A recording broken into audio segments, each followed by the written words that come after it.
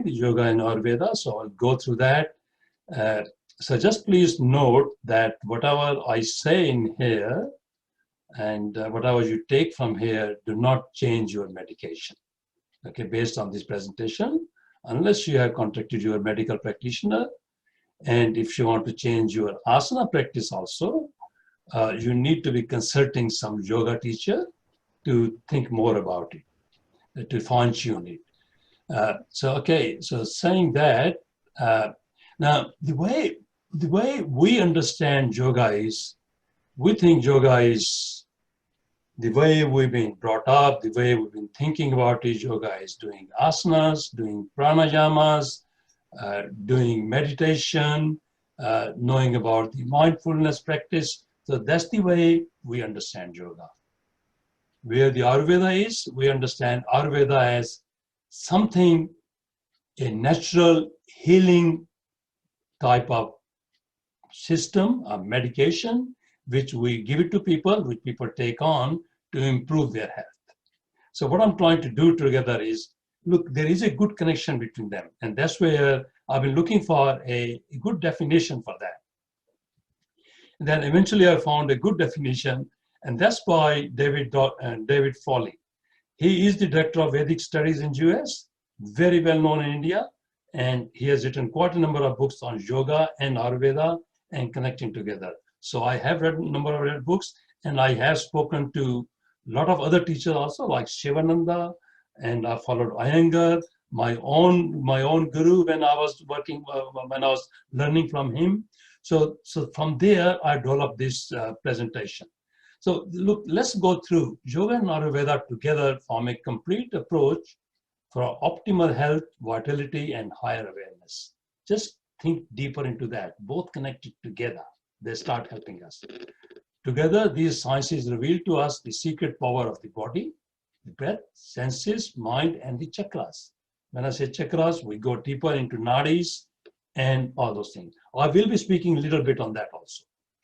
Okay, these sciences unfold the transformation methods to work on them through diet, herbs, asanas, pranayams, and meditation. And that's, I think, we know in a way, that we have a proper diet, proper herbs, proper asanas, and we can improve our health.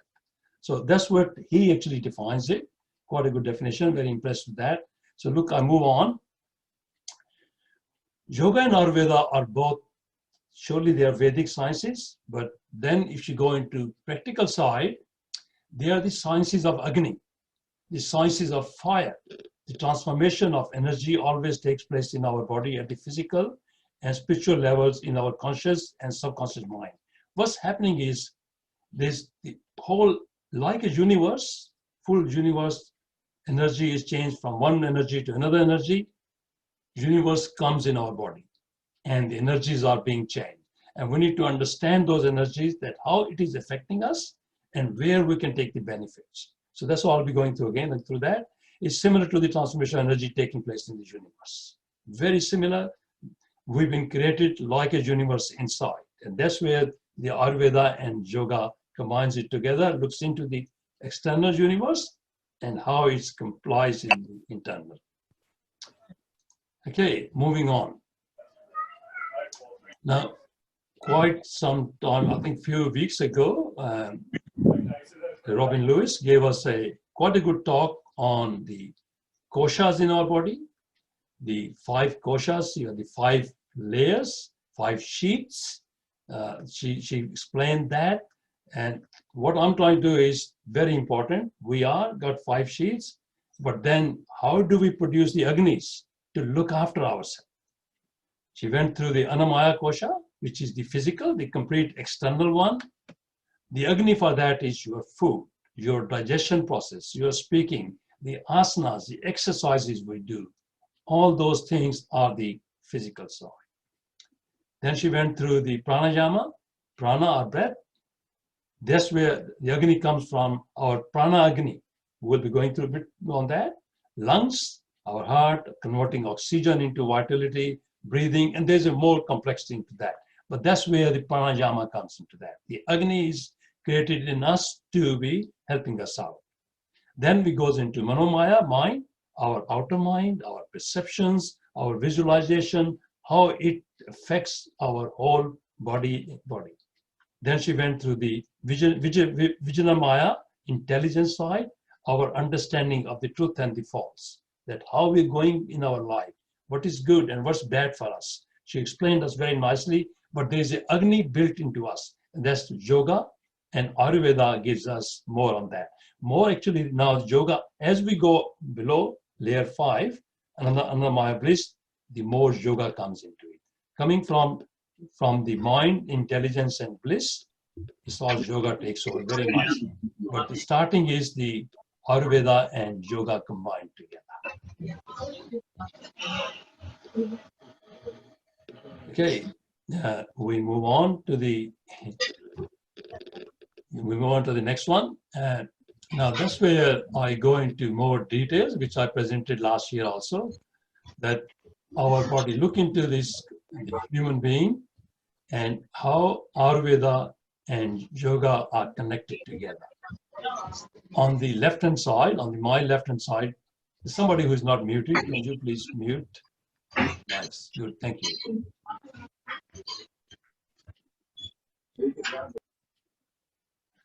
Okay, I unmuted it actually. And so actually on my left-hand side, I've shown the 5 layers of the kosha and also put Agni in there because yoga provides us some Agnis to help us out.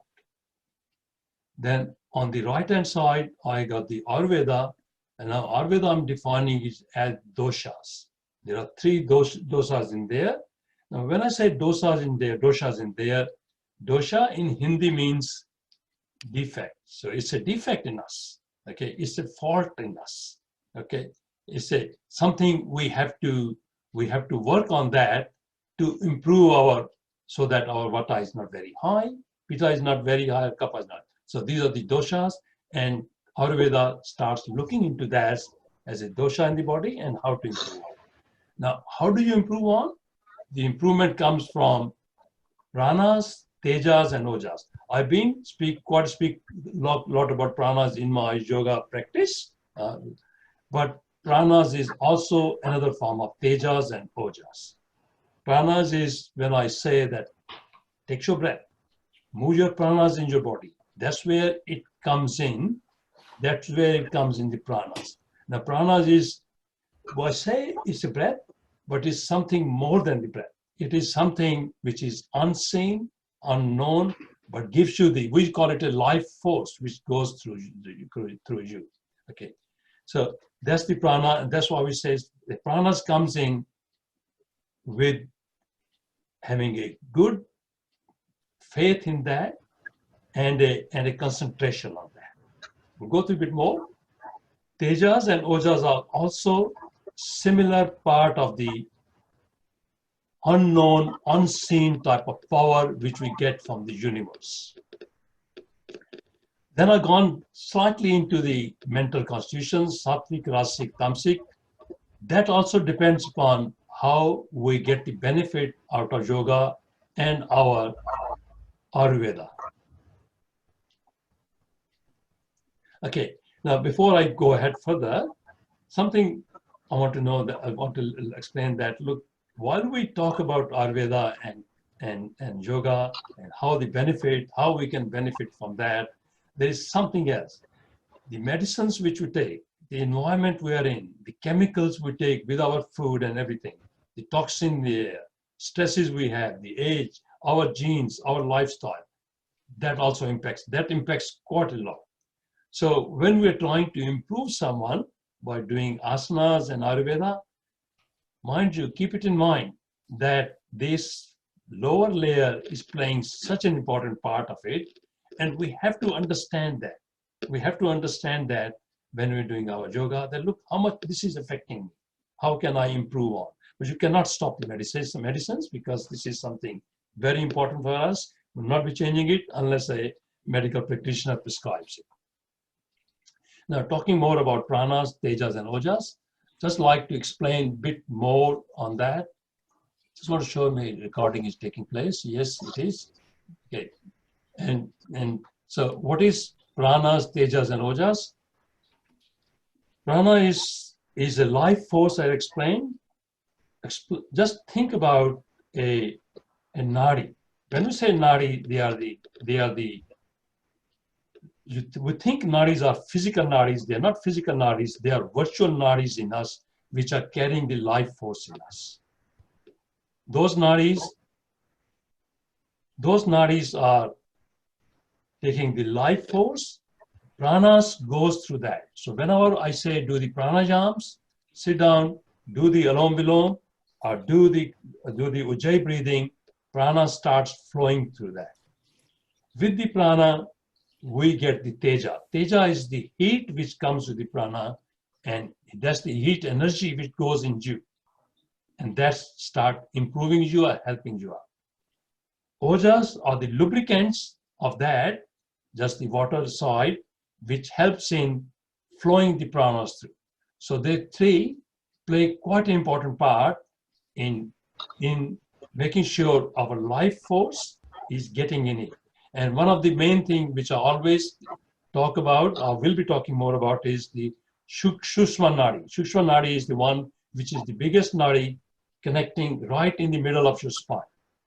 That's where then we do the alom vilom, our pranas, tejas, and ojas start going through. Then it distributes to other nadis. There are millions of nadis in us. The two main centers are the chest and your navel. They are the two main junctions. And then all the nadis connect to that. And that's the life force starts moving in that.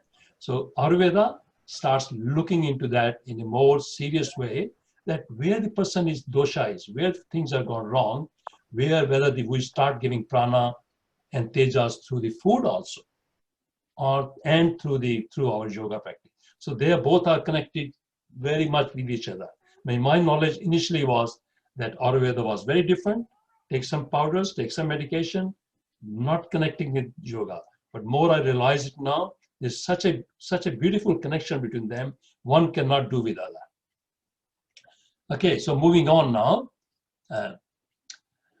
Vata. What is Vata? What is Kapha? And what is Pitta? Vata is because there's a posture distortion has taken place, and one would generally say people like an air. When the high air comes in, people start distorting. The trees start distorting. So people who are distorted by air, we call that they are Vata people. Pitta people are with the fire. They got too much fire in them. So we start cooling them down. Kapha is there's too much matter in them. So we start working out that look how to reduce the kapha. The idea eventually is that Vata, Kapha, and Pitta, should be almost same. So out of 100%, they should be about 33%, 33%, 33%. Very difficult to get that. Okay, there's always unevenness. Nobody's going to be 100% Vata or Kapha or Pitta. There's going to be balance, but there will be a slight distortion in that. So we'll go through that now. Okay, I'm going to run through a chart, which of course you can get from a lot of places. Chart that how do you find out your dosha? Okay, and the way we have done is that there are about 30 rows in there, and for each row you score out of 10 for your height, your frame, your weight. I'll just go through more and more, and it goes on and on about 30. So every time, so the total is about 10. This will give you approximately, keep on adding it up, and this will approximately give you an idea about how much Vata you got, how much Pitta you got, how much Kapha you got. From that, then you start working out what sort of asana. If my Vata is high, hey, what sort of asana I should be doing so that I can reduce my Vata and Pitta can increase. Okay, same thing with Pitta. If Pitta is too much heat inside, how about if I increase my Vata or increase my Kapha?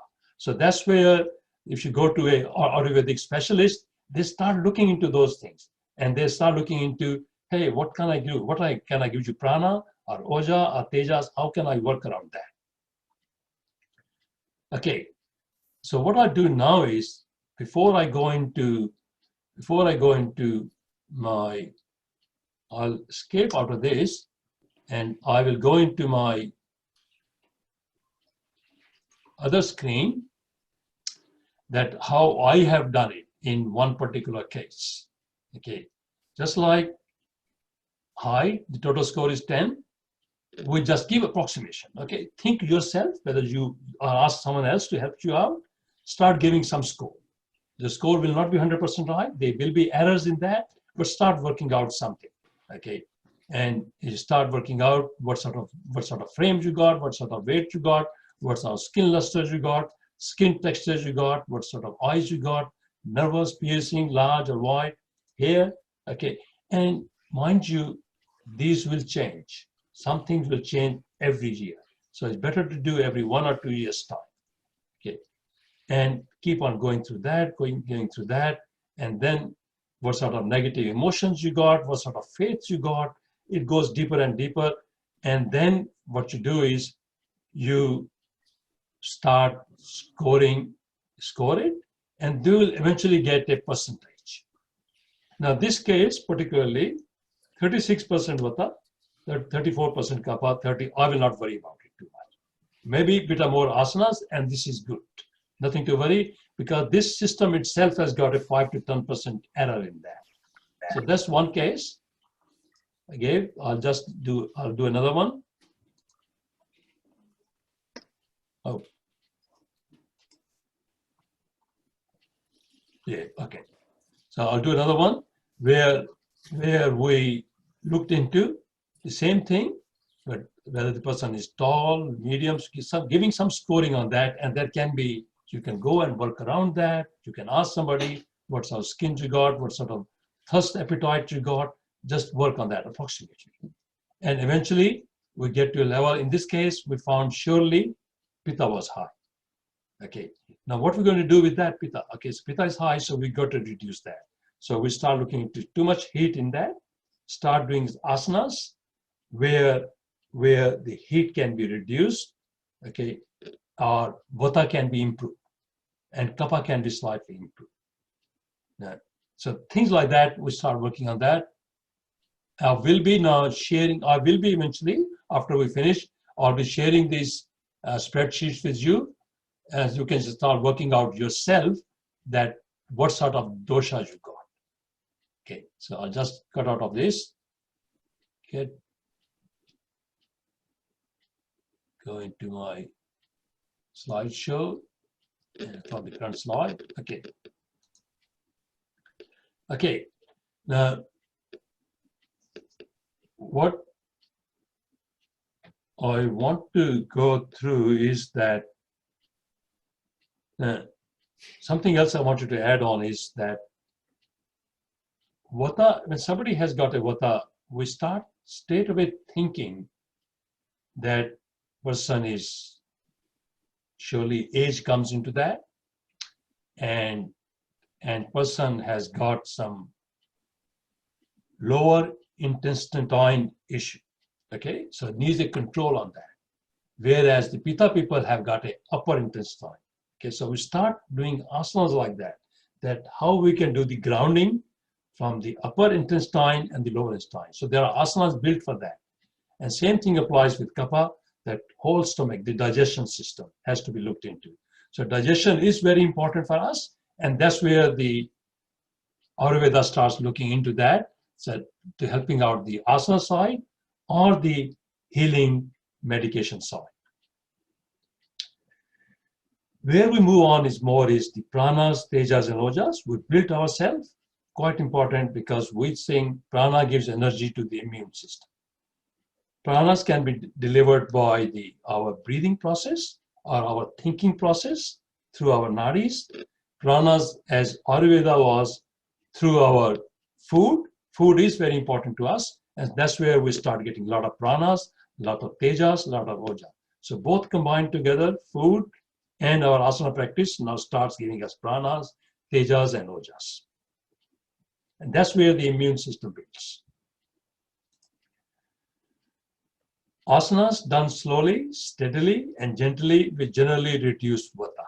Now, if you see that, the way people who come to my practice, I know the age group, I know a lot of people, and my asana is basically based on vatas, mostly based on vata type.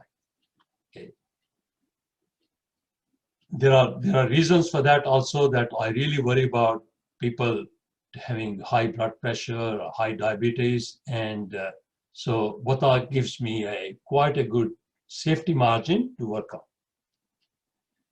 People who have higher pitta, they need to do more cooling type, diffusing or relaxing type of pitta. So they need to be spending more time on that. Okay. Just like so, and then the kapha, which need to be doing more exercises, more heat, so that the matter can be reduced.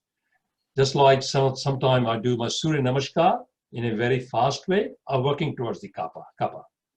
When I'm doing very slow way, I'm working through the pitta side. Okay, so that is cool, and sometime in between medium is vata type.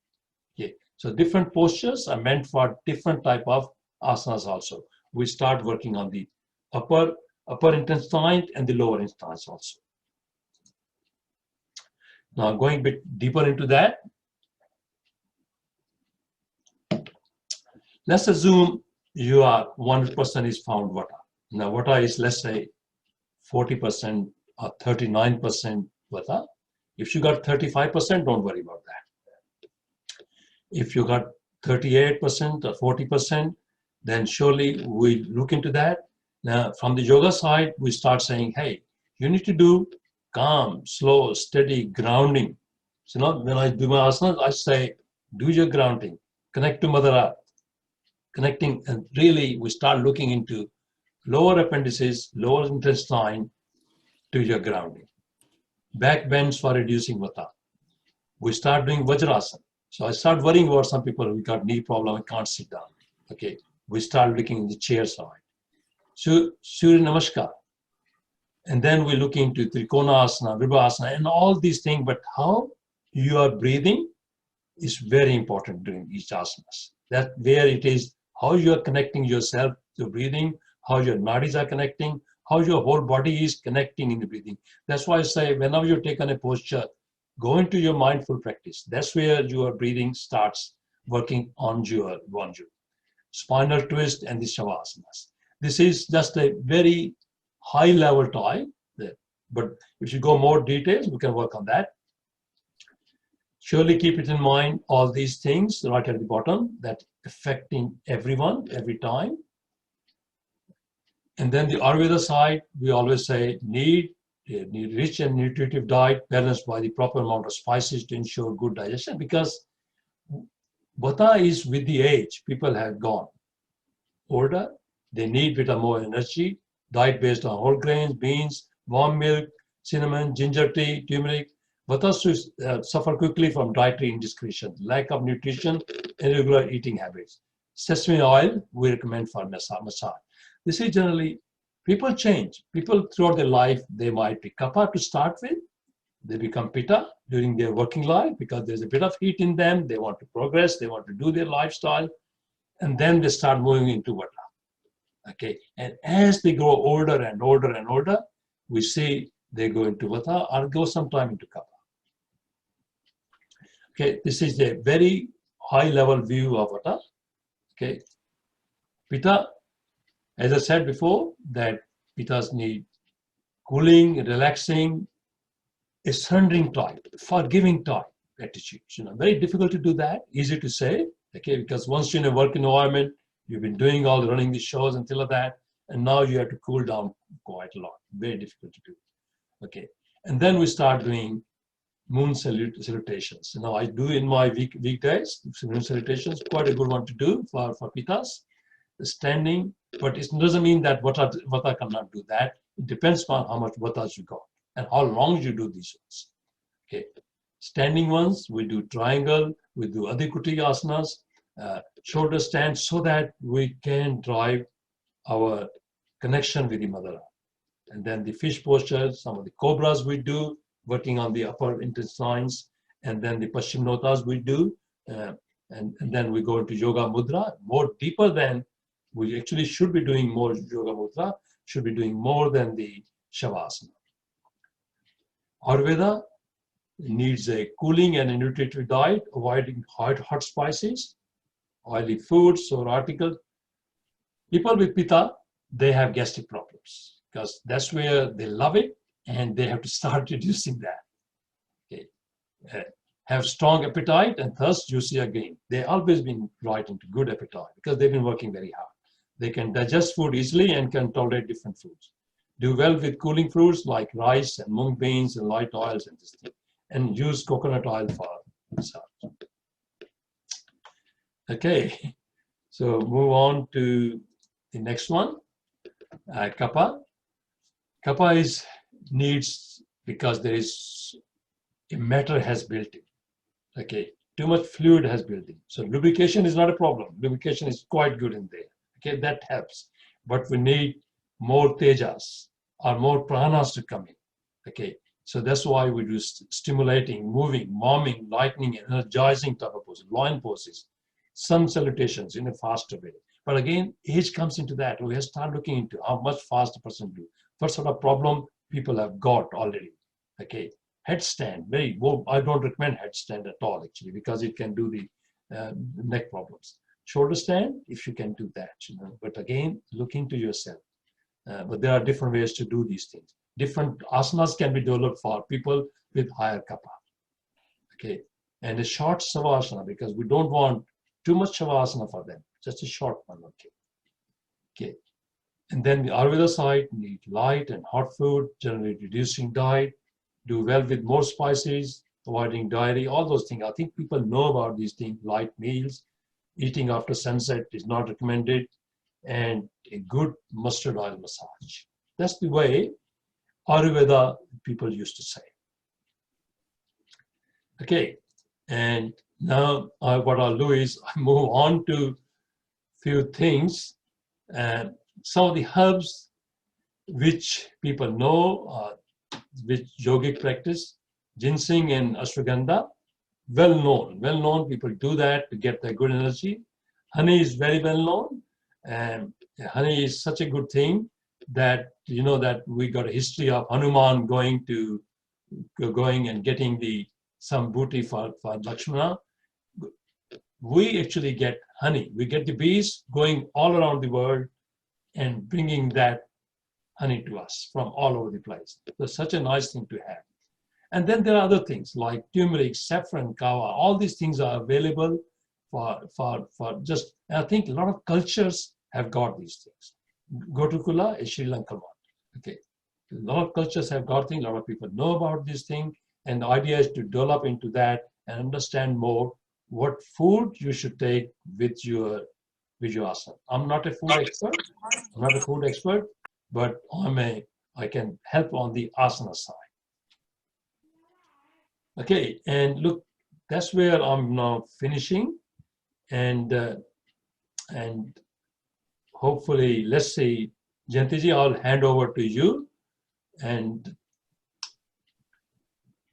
I go into the full view.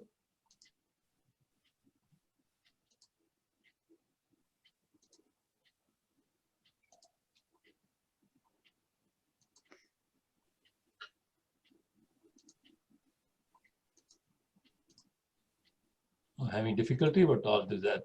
I'll stop sharing it. That's where it is. Yeah, stop sharing. Yep, I'm right now. So Jayantiji, I'll hand over to you, and yeah, you go ahead. Thank you very much. Before you gave this topic, I didn't really think about the integration, or actually there would be one between yoga and Ayurveda. So I found it very interesting to listen to, and also practical that you said in the beginning we could assess ourselves, give ourselves score on the Ayurveda based on the Vata, Pitta and Kapha. And it's amazing that you can teach us asanas to overcome an abundance of one of those three if they're not in balance. So now we can open to questions. we have a lot of participants, so I'm expecting a lot of questions, people, and we know we are not limited by 40 minutes or 45 minutes. So just go ahead, ask away.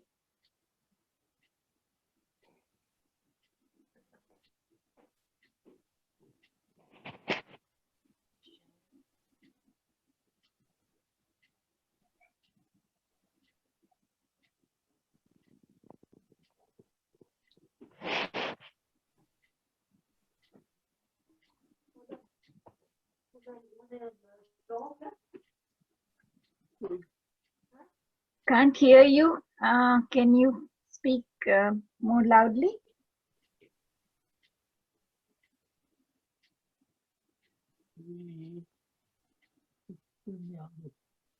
Okay, I will ask then, Arora ji, while others are getting ready. Suppose it may not happen. Somebody finds their Vata, Pitta, and Kapha are okay. They are balanced. None is reduced or none is heightened. Then do we still do yoga or we don't? Very cheeky of me, sorry. Well, if you are balanced, means you are already doing some type of taking the right food, okay, having a good life, right life, you're doing some sort of exercises.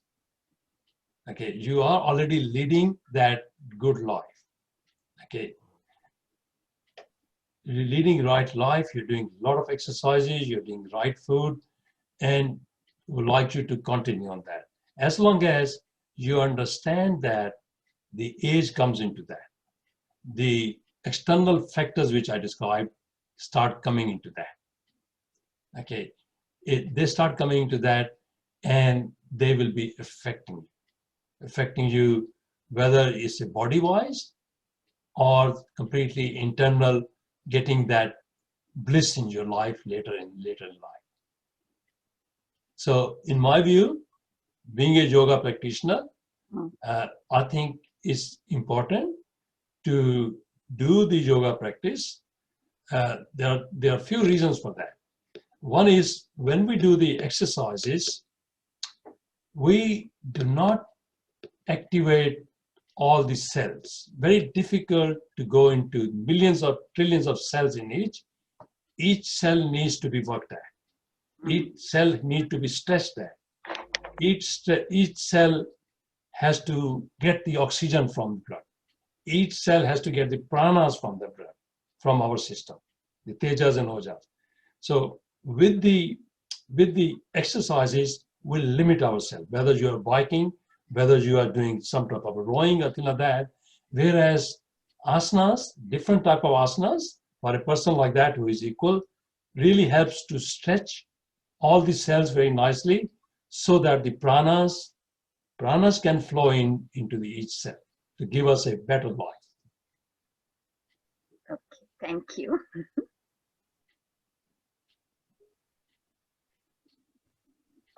Was it Subhash or Ajita who wanted to ask a question? I think they're not muted. That's the way I think so. No, I can see their name here. And they had unmuted. No, it was Subhash Mohindra, sorry. He had unmuted the microphone. And Rowena, do you wish to ask any questions, please?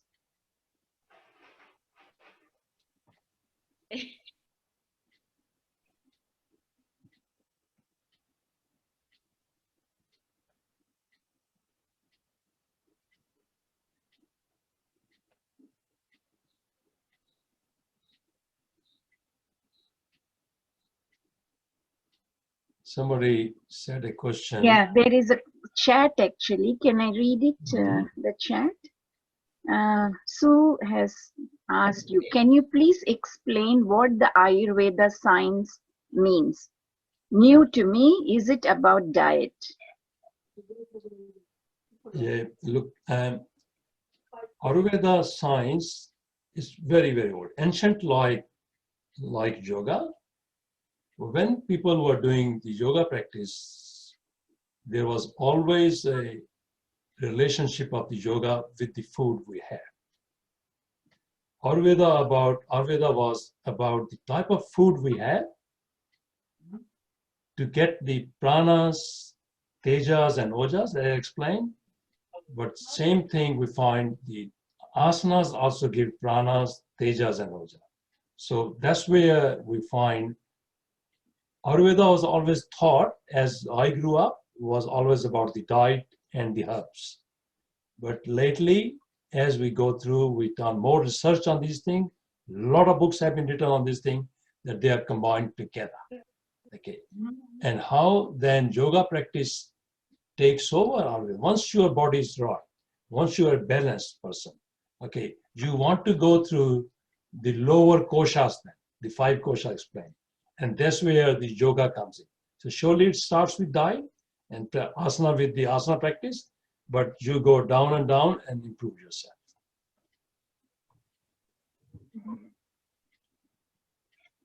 So there are experts who are experts in Ayurveda herbs and Ayurveda diet.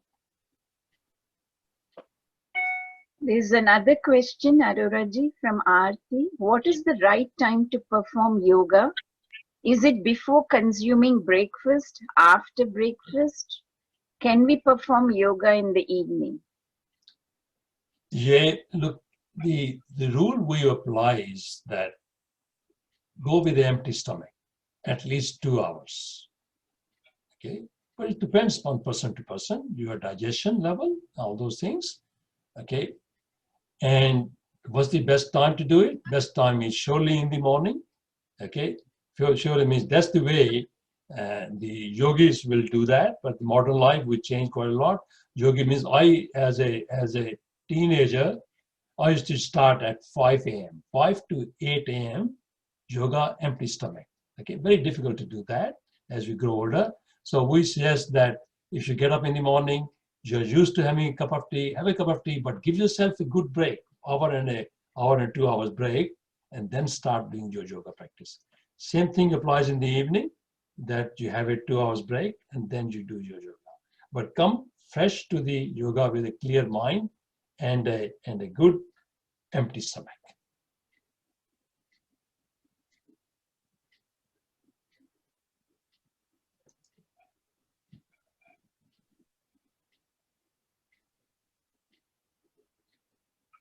Is it possible, Aroraji, to show that how do you rate yourself on that Ayurveda thing once more? You started with that, how do we score whether we are Vata, Pitta or Kapha?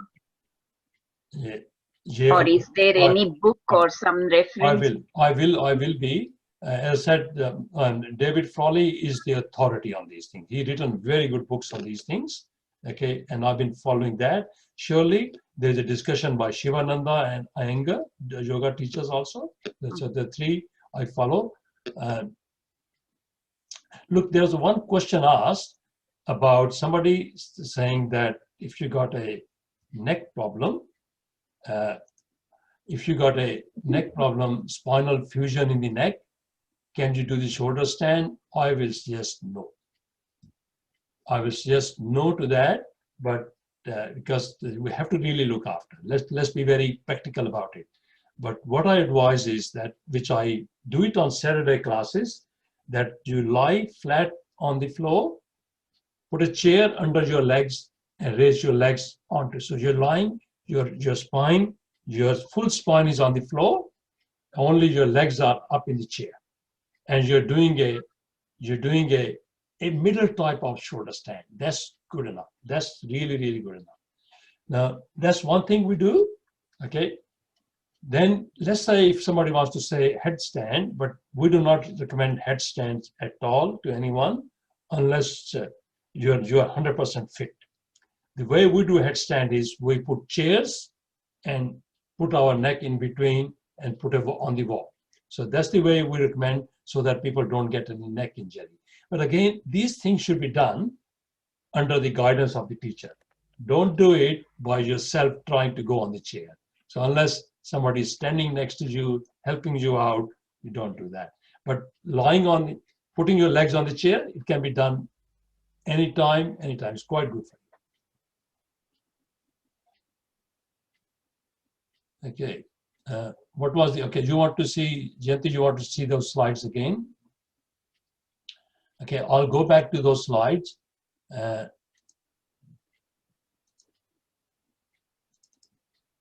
And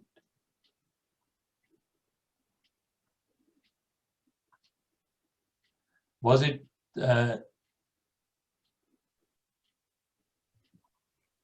this slide? I'm not sure actually.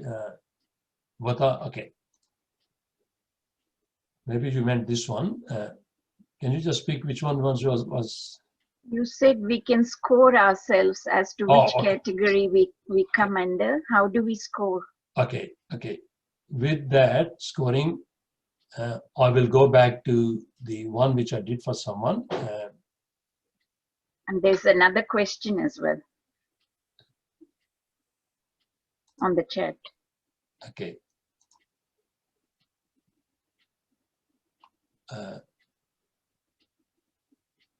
Okay, I'll just go through this and then we'll just take up another question. So in this case, what I'll do is I'll be sending these sheets to you. Okay. Yes. For every item has got a total score of 10.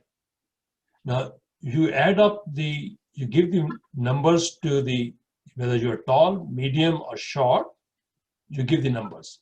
The total should be 10. That's what we're looking into. The total should be 10, and that way go through each one by yourself. Okay. Okay.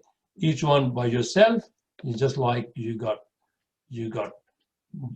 dry or thin hair, oily hair, or just guess yourself. It surprise you.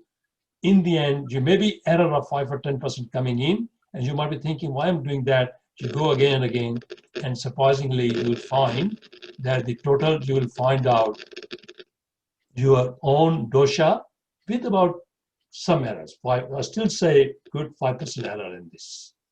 Okay, so work it out. We do a self-assessment and give ourselves scores. Use your self-score and everything, and ask somebody else to score it. Just fine. That's fine. Wife and husband, somebody can do that.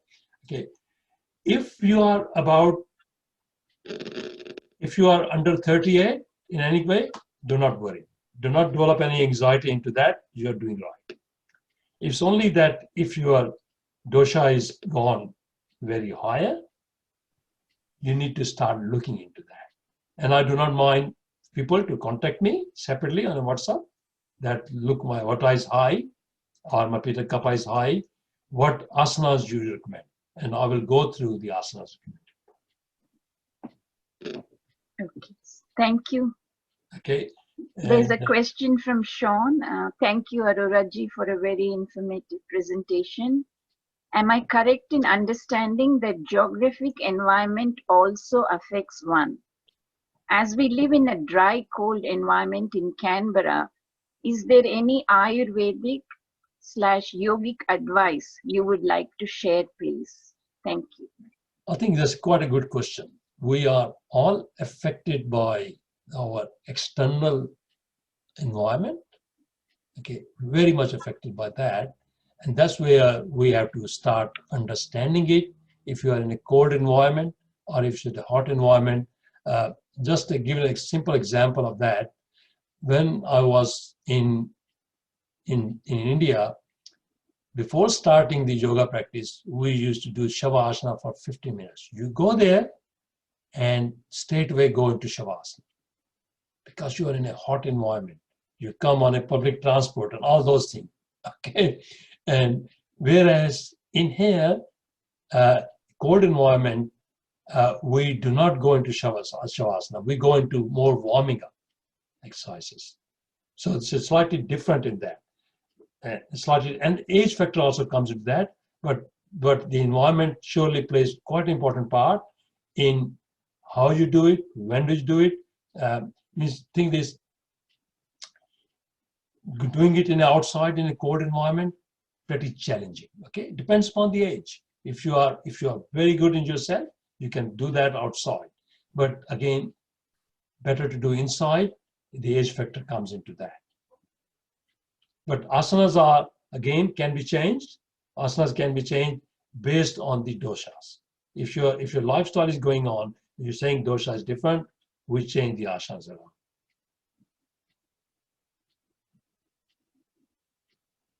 Thank you very much.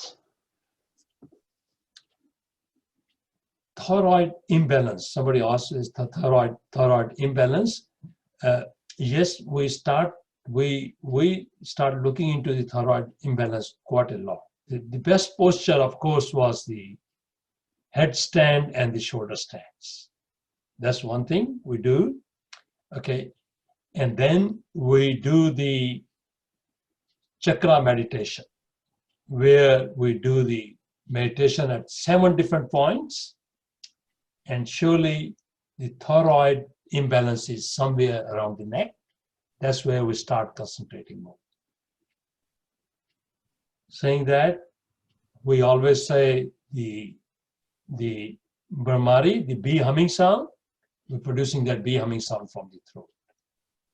People who recite Om quite a lot, that's another way of doing it. People who goes Om, that benefits quite a lot because you are really vibrating yourself a lot. This is the purely yoga side, that how you can improve on yourself going into the headstand, shoulder stand, but not everybody can do that. But then looking more into the pranayam side. Pranayams also are very helpful in coming over all these doshas. Because pranayam, as I said, that the sukshma nadi and the different nadis, how all these pranas, tejas, ojas flow into use. Right.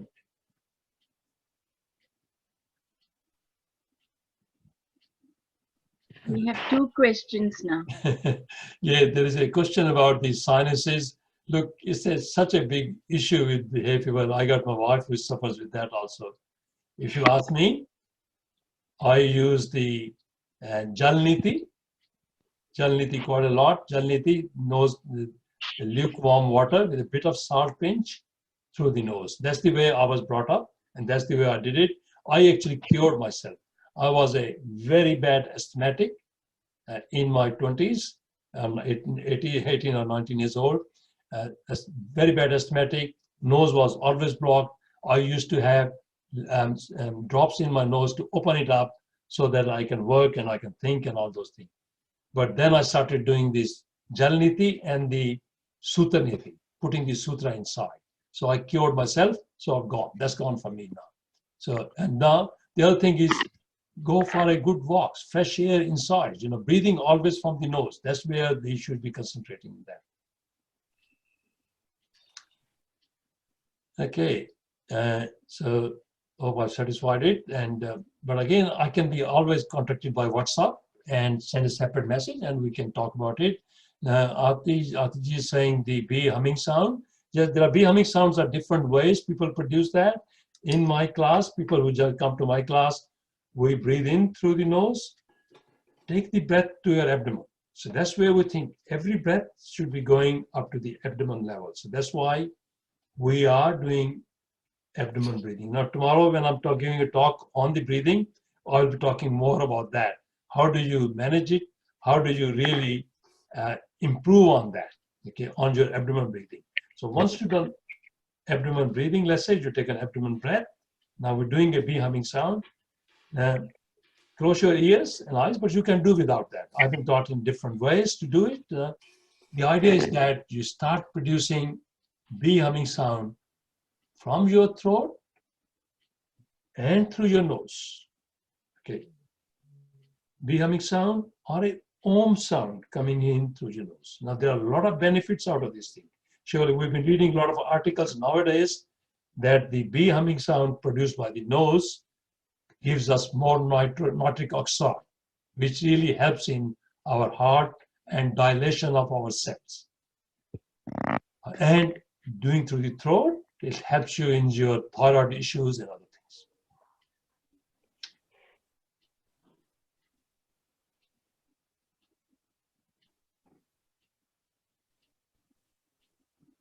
Look, digestion, somebody asked me about a question, Shivaji, about the digestion. Digestion and the food is quite a important thing, very important thing. you need to really understand that where the issues are. I'm not an expert in the Ayurveda medication. It's better to do herbal side, but you need to get in that word, whether you should be taking the cooling herbs or the warm type of herbs, okay? And what sort of food you should be taking. Look, there are a lot of Chinese people. They also look into that. A lot of Chinese, the Qing and the Yin and the Yang type, they start looking also into the heat or the cooling type of what they're doing. But what I say is that if your stomach is not right, digestion is not right, start looking into grounding yourself. Let that flow of the imbalance go to Mother Earth. Mother Earth is there to look after you. Let it be breathing in through your pranayama, go through that, looking, getting the right healing powders with that. It's not that right food is very important, what you like yourself and what digestion is very nicely. I think with age, you start finding it out more and more about it. Look, I do not know any Ayurveda doctor on that, but if you find any Ayurveda doctor, I think there is one in Griffith Ayurveda Yoga Center, Ayurveda Center. You may be able to find someone there, but I do not know anyone. But be careful about that. When you're taking the Ayurveda medication, you are also doing your asanas, both combined together. One by itself will not work. It's very strong words, but that's the way my experience is, and that's where everyone else is. Can I share your email with the group? Generally, I share if they wish to write to you. Oh, you look, if somebody wants to write me personally, as a personal question, I will stick to personal side only. Okay, I will not. But if it is something which is to be shared by the group, I will surely put it on the group side. No, can I give your email to the group? Oh, look, just go ahead, give my email to the group, and or the WhatsApp messages, they can separately connect with me.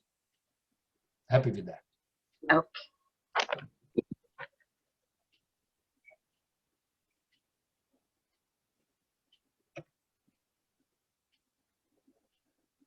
Well, quite a good question that any Ayurveda doctor. Look, if I get to know anyone, I know we had a few people from India who gave us some talks on that. We will look into that and we'll get back. I knew somebody told me a person from Melbourne comes to Canberra sometimes, once in a few weeks, but that was a few years ago, so I'm not sure. Yeah. Look, I think I've not followed it much. I just, whenever I was in India, I went to the Ayurveda people, Ayurveda practitioners. But again, see, even I tell you what, very openly, that I went to the Ramdev practice near Haridwar, Ayurveda doctor, and we consulted him. But the thing is this, they are busy. They don't have time to listen to you. It needs a lot of time, a lot of training, a lot of minding to take place, and a lot of food, and then the food preparation to be taken place, right side of food to be taken. So there's a lot of things go into that. What we initially thought was just taking few powders in you're taking Ayurveda medication. It really doesn't work. It works when everything is combined together. And good grandmotherly or motherly impact comes into that very nicely. Are there any more questions, please? Okay, so I'll remind you, we have 3 more talks in June, 5 June, 12 June, and 19 June.